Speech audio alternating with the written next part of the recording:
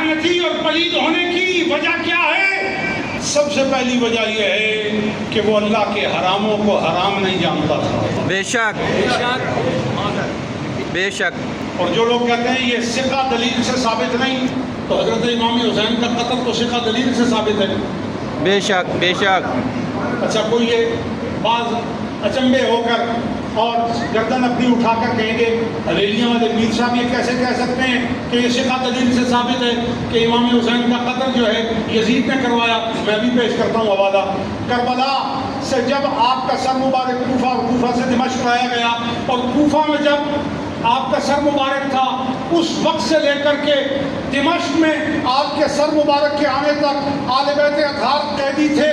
اور جب دمشق میں لائے گئے تو یزید کی حکومت کے شہر میں پہنچنے کے بعد کیا انہیں قیدی ہونے سے رہائی دے دی گئی؟ نہیں بولو نہیں. آپ رہائی کا کہتے ہیں. علامہ شمس الدین ذہبی نے سیر اعلام النبلاء کی 3 جلد میں ترجمۃ الحسین کے تحت لکھا ہے کہ امام حسین کے سر کو دمشق میں 3 دن تک پھانسی دی گئی. استغفر اللہ. علامہ ذہبی نے لکھا ہے. اور علامہ ذہبی علمی دنیا میں کسی بونے کا نام نہیں ہے. تمہاری عموماً گلیوں میں کسی عمارت کے اندر اذان دینے والے کا نام نہیں ہے.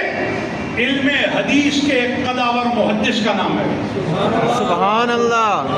جن پر محدثین نے ناز کیا ہے، مورخین نے ناز کیا ہے، علماء رجال نے ناز کیا ہے. علامہ ذہبی لکھتے ہیں کہ دمشق میں کتنے دن آپ کے سر کو پھانسی دی گئی؟ 3 دن. میں کربلا کی بات نہیں کر رہا، میں کوفہ کی بات نہیں کر رہا. کس شہر کی بات ہے؟ دمشق کی. دمشق کی بات ہے. شہر اقتدار یزید کی بات ہے. امام حسین کو 3 دن تک سولی دی گئی. 3 دن تک سولی دینا کیا امام حسین کے قتل کے ساتھ خفا ہونے کی دلیل ہے یا قتل حسین کے ساتھ راضی ہونے کی دلیل ہے؟ بولو بولو. راضی ہونے کی دلیل ہے. امام زین العابدین نے یزید کے سامنے کہا کہ تو نے ہمارے باپ کو قتل کیا. بے شک.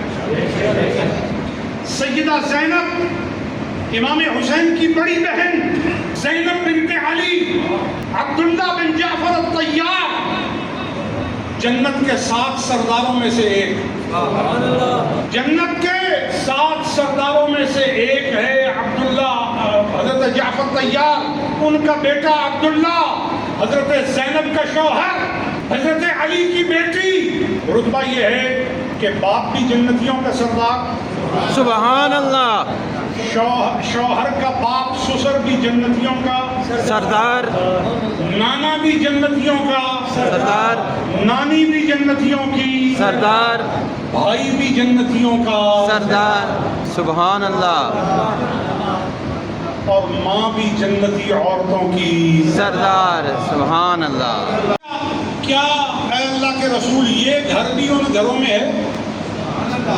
سبحان اللہ. اللہ کے رسول نے فرمایا یہ گھر صرف ان گھروں میں نہیں بلکہ ان کے افضل گھروں میں یہ ہے. سبحان اللہ.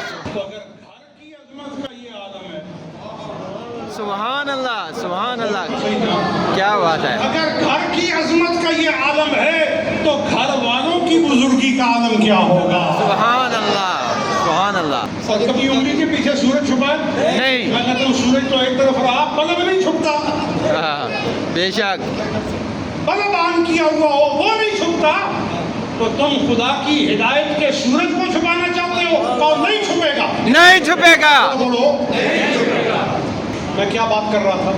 بات یہ کر رہا تھا کہ حضور خطبہ دے رہے تھے اور رونے کی آواز آئی. حضور خطبہ دے رہے تھے. ہو رہی تھی نا یہی بات؟ یہی بات ہو رہی تھی. حضور خطبہ دے رہے تھے اور رونے کی آواز آئی. حضور نے خطبہ روک دیا، ممبر سے اتر آئے اور مسجد نبوی کی صفوں سے گزرتے ہوئے اپنے حجرے میں تشریف لے گئے اور حضرت سیدہ زہرا کو مخاطب کر کے فرمایا حسین کو رلایا نہ کرو. اللہ اللہ اللہ اللہ. حسین کے رونے سے مجھے تکلیف ہوتی ہے. اللہ میں اکبر. پوچھتا ہوں اگر حسین کے رونے سے تکلیف ہوتی ہے تو حسین کی گردن پہ خنجر چلانے سے؟ اللہ اللہ. عبداللہ ابن عباس رضی اللہ تعالیٰ عنہ کا قول. اب سنو حضرت ابو ہریرہ صاحب رسول اللہ، صاحب کثرت روایت، عن النبی صلی اللہ علیہ وسلم، مسجد نبوی میں حدیث کا درس دے رہے ہیں، سینکڑوں کا حلقہ ہے، امام حسن مسجد میں داخل ہوئے، حدیث کا حلقہ روک دیا، کھڑے ہو گئے، سبحان اللہ، سبحان اللہ، اس سے نہیں ہوئی۔ سبحان اللہ۔ کہا جس رسول کے الفاظ بیان کر رہا ہوں اس رسول کی تصویر اور شبیہ آ گئی، سبحان اللہ، سبحان اللہ، سبحان اللہ۔ کھڑے ہو گئے کیا کہنے۔ اور کھڑے ہو کر حضرت امام حسن کے قریب ہو گئے، عرض کی ایک گزارش ہے، اپنی قمیص اٹھائیں اور اپنی ناف مجھے دکھائیں۔ سبحان اللہ۔ ناف سمجھتے ہیں؟ جی جی۔ جس کو ہندکوں میں ہم تنی کہتے ہیں۔ عرض کی جناب قمیص اٹھائیں، اپنی ناف دکھائیں۔ آپ نے قمیص اٹھا دی، جیسے ہی ناف پر نظر پڑی حضرت ابو ہریرہ تیزی سے آگے بڑھ کے بوسہ دے دیا۔ سبحان اللہ۔ عرض کی چچا یہ کیا ہے؟ کہا میں نے اسی طرح رسول کریم کو آپ کی ناف چومتے ہوئے دیکھا۔ سبحان اللہ، سبحان اللہ، اللہ اکبر، اللہ اکبر۔ اب سنیں حضرت عبداللہ ابن عباس حضور کے چچا کے بیٹے، امامین ہمامین حسنین کریمین کی اپنے گھر دعوت کی، دونوں امام آئے، طعام تناول کرنے کے بعد تشریف لے جانے لگے تو سواریاں لائی گئیں۔ سب سے پہلی سواری امام حسن کی آئی، حضرت عبداللہ ابن عباس ان کو رخصت کرنے کے لیے جانے لگے۔ حضرت امام حسن جب گھوڑے پر سوار ہونے کے لیے رکاب میں پاؤں ڈالنے لگے تو حضرت عبداللہ ابن عباس نے رکاب کو اپنے ہاتھوں میں پکڑ لیا۔ سبحان اللہ، سبحان اللہ۔ پاس ہی کھڑے کسی بندے نے دیکھا عبداللہ بن عباس حضور کے چچا کے بیٹے ہیں، وہی خون ہے، وہی گھرانہ ہے، وہی خاندان ہے، وہی قوم ہے، حضرت عبد المطلب کی اولاد میں سے ہیں۔ سبحان اللہ۔ اور امام حسن گھوڑے پہ چڑھنے لگے تو رکاب کو ہاتھوں میں پکڑ لیا۔ سبحان اللہ۔ کیا پتہ چلا؟ امام حسن کے رکاب کو ہاتھوں میں رکھ کر ان کے پاؤں اور ان کے نالین کے تلووں کو اپنے ہاتھوں کے ساتھ لگنے میں وہ کیفیت جو دیکھ کر سوال کرنے والے کے دماغ اور دل میں پیدا ہوئی وہ حضرت عبداللہ کے دل میں پیدا۔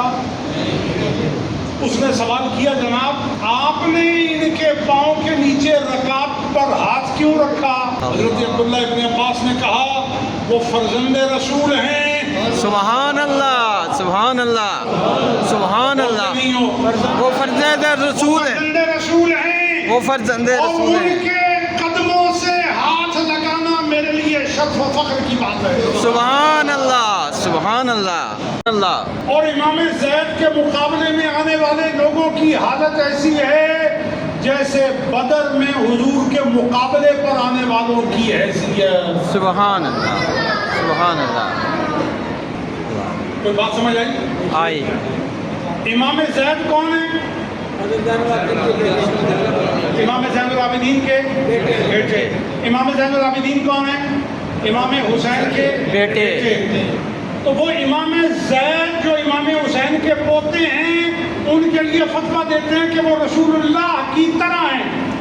سبحان اللہ، سبحان اللہ، سبحان اللہ۔ اور حسین کے پوتے کے مخالف بدر میں آنے والے رسول کا مقابلہ کرنے والوں کی طرح ہیں۔ سبحان اللہ۔ حسین کے پوتے کا مقابلہ کرنے والے کو وہ بدر کے کافروں کی طرح۔ سبحان اللہ۔ تو یہ کیسے ہو سکتا ہے کہ پوتے کا مقابلہ کرنے والے کو بدر میں آنے والے کافروں کی طرح وہ سمجھیں اور حسین کے سامنے آنے والوں کے لیے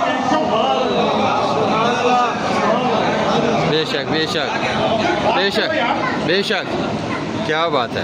تم پاگل ہو تو تم کیا سمجھتے ہو ساری دنیا پاگل ہے؟ تم نے دنیا کو یہ پابند کروانا شروع کر دیا، 2 + 2 آج کے بعد 4 نہیں 3.25۔ اچھا خفا نہ ہو 3.5۔ ہوتا ادھر چھوڑو، ہوتا ہے ادھر چھوڑو۔ 2 + 2 3.5۔ پنڈی والوں متفق ہو؟ نہیں، چلو خفا نہ ہو، 2 + 2 4.25۔ نہیں جی، نہیں۔ اس کو بات گھر میں کرو، سکھاؤ، ڈن کرو۔ 2 + 2 4۔ اسی پاسٹو بھی چھوڑنے اس سے تیار نہیں۔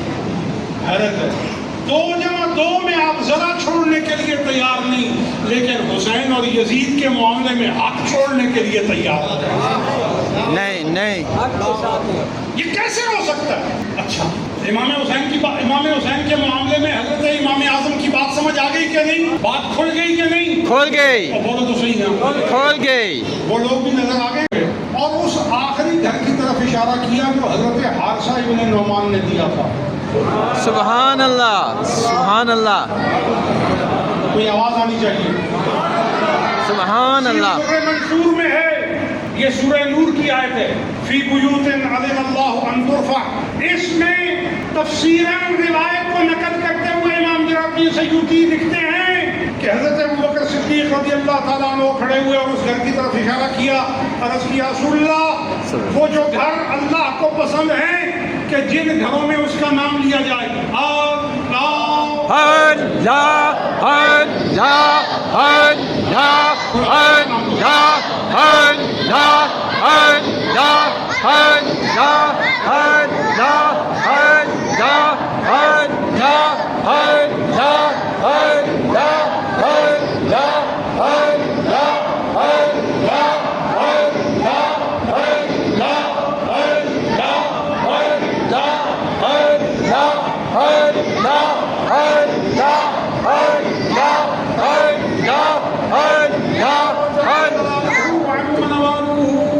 یہ اللہ کی پسند پوری کی ہے.